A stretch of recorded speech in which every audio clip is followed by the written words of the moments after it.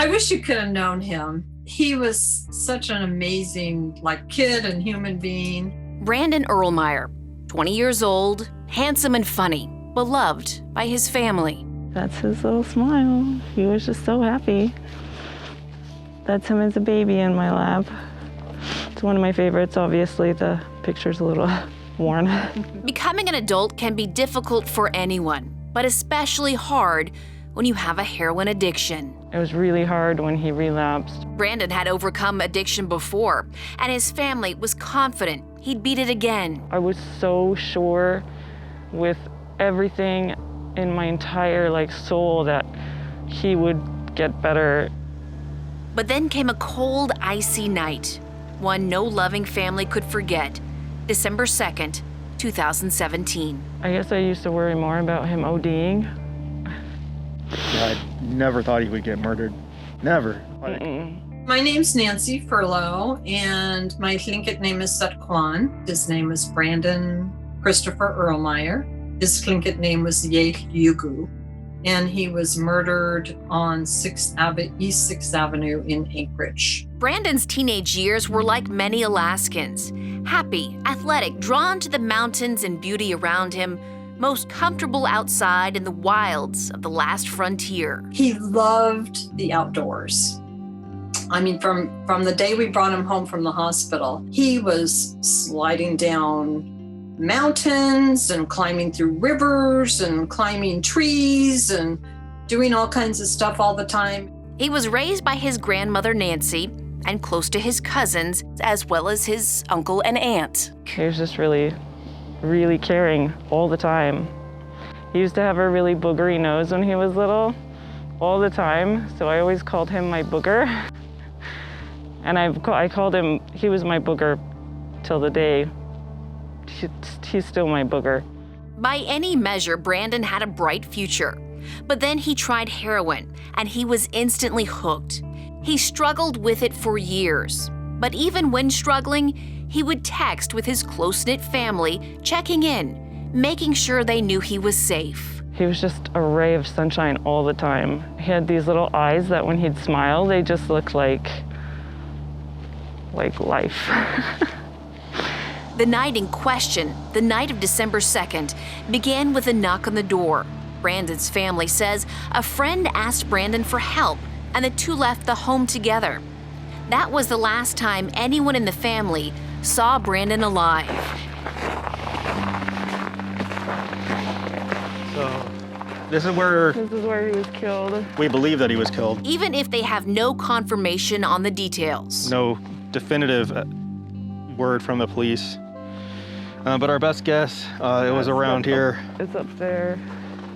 I can't remember where they dug it out. I think it was this area right here. Yeah. Where he was shot. Nearly 3 years to have passed, and Anchorage police have not publicly released specifics in the case, citing an ongoing investigation. But on that cold December night, officers showed up at Brandon's grandmother's home asking to talk. There were 2 police officers outside, and they insisted on coming in. They told me that he had been severely beaten, strangled, and then shot and did not survive.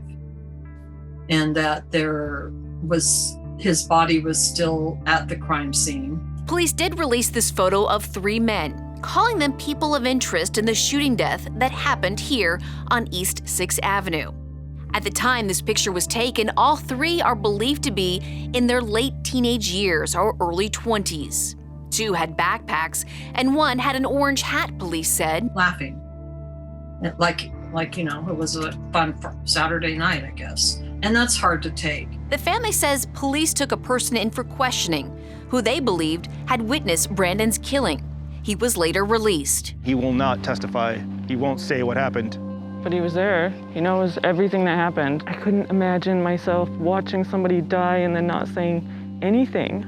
Police won't discuss the case, whether there was a confirmed witness, but those who loved Brandon most are adamantly seeking justice and do not want this case to be forgotten. I'm not naive enough to think that, doing this is gonna, the killer's gonna come out and just confess, or, it's going to lead to anything directly, but just anything, any evidence, any testimony, any kind of information, I would hope that somebody would. Brandon was one of 35 people murdered in 2017, a record number of homicides for Alaska's largest city. Brandon's name was also added to another growing list of Alaska Native men who have died violently in the 49th state. Just wanted to have something to remember him by. The family now spends precious time with Brandon here, We just come and talk to him. always leaving fresh flowers no matter the time of year. We come every Sunday, with new every single flowers. Sunday without fail. There are cards and pictures across. He was pretty amazing.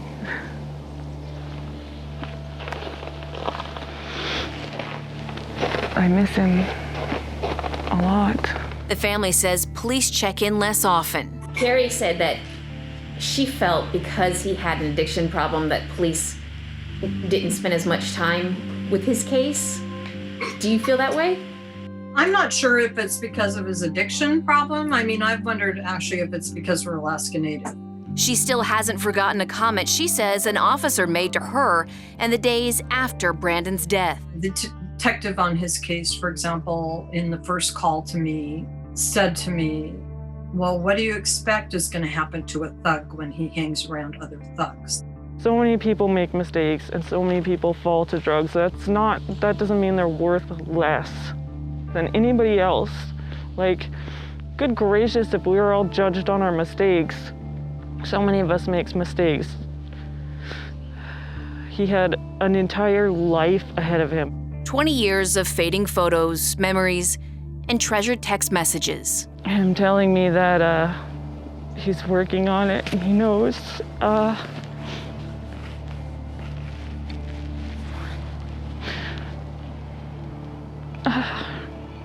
He's talked about how he knew because I was like, I love you tons. He said, I know you love me, and I'm trying. I just don't want you to worry.